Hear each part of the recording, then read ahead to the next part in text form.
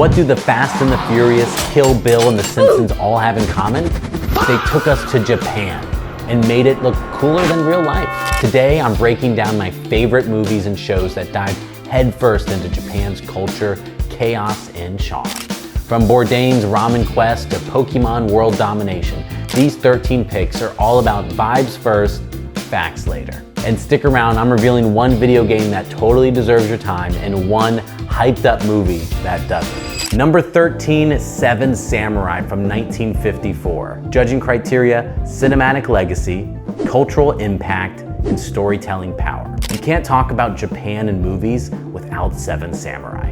Directed by Akira Kurosawa, this isn't just a great samurai film. It's called one of the greatest films ever made. Seriously, ask any film critic. So the story follows 7 wandering ronin, which is like a masterless samurai, hired to protect a poor village from bandits. But it's also about class, sacrifice, and doing what's right when the odds are stacked. The pacing is slower than modern films by a lot, but if you give it time, the payoff is massive. The black and white visuals still hit hard, the tension still builds, and Kurosawa's camera work, use of weather, and dynamic action scenes changed cinema forever. Without Seven Samurai, there's no Magnificent Seven, there's no Star Wars, no Tarantino. So if you love movies or just want to see where modern action storytelling began, this is ground zero.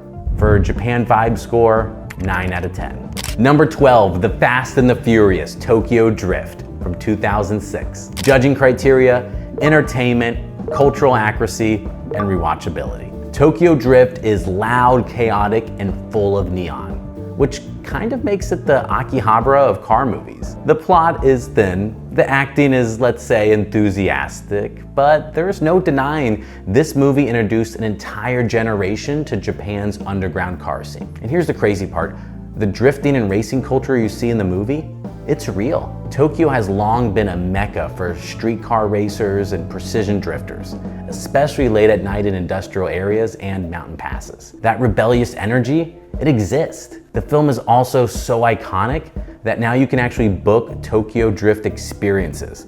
I'm talking real life tours where they take you to the film's meetup spots, let you check out souped up drift cars, and introduce you to the drivers who keep the subculture alive. You can even talk to people from the drifting world. It's like a car cultural exchange that you won't find in most typical travel guides, but they're out there. So the Japan vibe score for this movie is 6 out of 10. Number 11, Babel from 2006. Judging criteria, emotion, storytelling, cultural lens. This multi-country drama touches down in Tokyo for one storyline, but that storyline sticks with you. It centers on a deaf Japanese teenager dealing with grief, alienation, and adolescence. It's a small slice of the film, but emotionally, it hits hard. Most films shy away from showing Tokyo this quietly and intimately, but that makes it powerful. It's also one of the only mainstream films to explore the Japanese deaf community, and it does so with empathy and realism. And while the movie spans several continents, this storyline stands apart, not just because it's unique, but because it feels personal. Very few films have touched this community or portrayed it so humanely. It's rare for a subplot to feel like the soul of the film, but this one does. Japan vibe score, 7 out of 10. Number 10, Black Rain from 1989. Judging criteria, action, 80s movies, Japan through Western eyes. This is peak 1980s. Michael Douglas, leather jackets, and lots of shooting. Is it on the top level of like Terminator or Die Hard? No. But it earns its place on this list for one big reason: variety. And the time capsule it offers. Seeing Tokyo in the late 80s drenched in neon and cigarette smoke, it's kind of wild compared to today. Also fascinating, watching how America perceived Japan then as mysterious, dangerous, all seen through the lens of a gritty cop drama. It's a uniquely nostalgic cultural snapshot. A lot of this is Japan imagined through an American's eyes. That lens alone makes it an interesting watch. Japan vibe score, 6.5 out of 10. Number 9, Anthony Bourdain, No Reservations, Tokyo and Osaka episodes. Judging criteria, food, cultural immersion, storytelling. So technically not a movie, but it deserves a spot. What makes Bourdain's episodes stand out is the style. Part documentary, part soul-searching poetry. He doesn't just show you sushi, he shows you the people, the rules, the why behind Japan's food culture.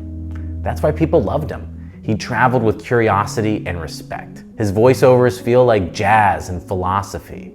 In Japan, he balances reverence and realness. Laughing in Osaka, dive bars one night, and sitting in silent ramen shops the next. These episodes go deeper than food. They're windows into Japanese daily life, manners, and values. He's not chasing tourist spots, he's finding the heartbeat of Japan in places that locals love.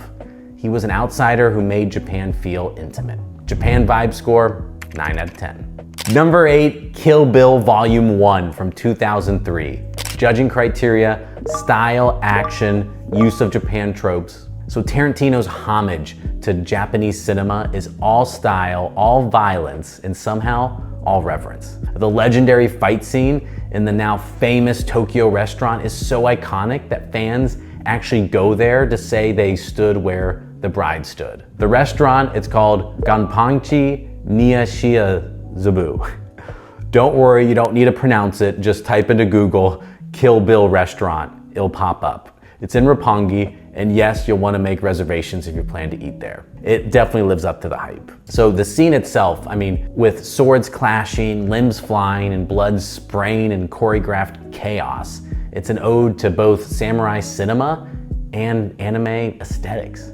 It's over the top, yes, but it's a love letter to Japanese pop culture. It's not a film that reflects daily life in Japan, but it celebrates Japan's film legacy in a way that made international audiences obsessed with Japan. So vibe score here, 7.5 out of 10. Number 7, The Wolverine from 2013. Judging criteria, setting, action, Japan portrayal. This one surprised me. A big budget superhero movie, but deeply rooted in Japanese settings and themes. The film travels from Tokyo skyscrapers to hidden samurai villages, giving us traditional shrines, bullet trains, and honor-bound warriors. What's great is that kids and mainstream audiences got to see Japan in a way that just wasn't background noise. It brought Japanese culture to a global stage through the lens of a comic book, and that's important. More kids saw the Wolverine than letters to Iwo Jima, and that exposure really matters. We don't just see Japan, we feel its codes of honor, its ancient traditions clashing with modern chaos. It's a cultural immersion hidden in a superhero suit. And for many young viewers, it was their first real introduction to Japan beyond sushi and Pokémon. So Japan vibe score here, 8 out of 10. Number 6, Godzilla from 2014. Judging criteria, entertainment value, cultural impact, and faith to the mythos. All right, coming in at number 6 is Godzilla, but not the original. I'm talking about the 2014 American reboot with Bryan Cranston. Now I get it, it's not the cult favorite or the artsy version fans obsess over, but from a pure entertainment standpoint, this might be the most watchable Godzilla movie ever made. It's got scope. It feels like a legit blockbuster. Big destruction, high tension, and Bryan Cranston selling the drama. And when Godzilla finally shows up, yeah, he delivers. Some people didn't like the slow build, but I think it works. It's got like a Jaws alien suspense. And when the atomic breath hits, it's worth the wait. Now compare that to Godzilla -1. Yes, the effects are incredible, especially for the budget, but it's dark, dramatic, and well made, but honestly, the story kind of dragged. It was, it's heavy-handed and not that rewatchable. Then there's the original 1954, which started it all. A black and white warning shot from post-war Japan, a monster born from nuclear trauma. It's slow, yes, but unforgettable. So why does the 2014 one rank high for me? Because it bridges the gap. thrilling enough for blockbuster fans, respectful enough for Godzilla purists, and it brought Japan's most iconic monster roaring back to life for a whole new generation. Japan vibe score, 7 out of 10. Trust me, you'll never look at a tsunami wave the same again. Number 5, The Simpsons, 30 minutes over Tokyo. Judging criteria, humor, satire, cultural commentary, this Simpsons episode is chaotic genius. It takes every Japan stereotype, sumo, vending machines, insane game shows, and somehow turns them into something absurd. The jokes are funny because they're rooted in reality, and that's what makes it clever. And it introduced a whole generation to the quirks of Japan through the lens of America's favorite yellow family. But beyond the laughs, it's important. The Simpsons have always been a cultural barometer. Poking fun, yes, but also shining light on what fascinates and confuses us. And this episode did that perfectly. It also sparked interest. Kids who watched that episode grew up curious about Japan. That's the Simpsons effect, making the world feel a little closer through absurdity. Japan score, 7 out of 10. Number 4, Letters from Iwo Jima from 2006. Judging criteria, historical accuracy, emotion, perspective. A uniquely American-made film from Clint Eastwood, but entirely from the Japanese point of view. That alone makes it special. But it's the execution that makes it great. It's somber, introspective, painful. And for once, it shows Japanese soldiers not as faceless enemies, but as real people caught in an impossible war. No American film has done this before or since. With this much authenticity, Japan vibe score, 9.5 out of 10. Number 3, The Last Samurai from 2003. Judging criteria, epicness, respect, immersion. Look, I'm not saying I am Tom Cruise, but when I did my own samurai training experience, this is the movie that I had in my head.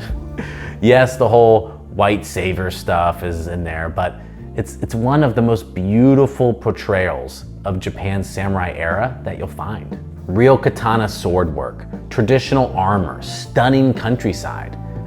It's emotional, well-paced, and respectful. It's also one of the few blockbusters that makes Japan feel like a real place, not just a backdrop. The culture clash is front and center, but it's treated with nuance. And even though it's told through Western eyes, it shows a deep respect for Japanese values and traditions. Japan vibe score, 9.5 out of 10. Number 2, Lost in Translation from 2003. Judging criteria, atmosphere, story, Japan as a character. This is the Tokyo movie.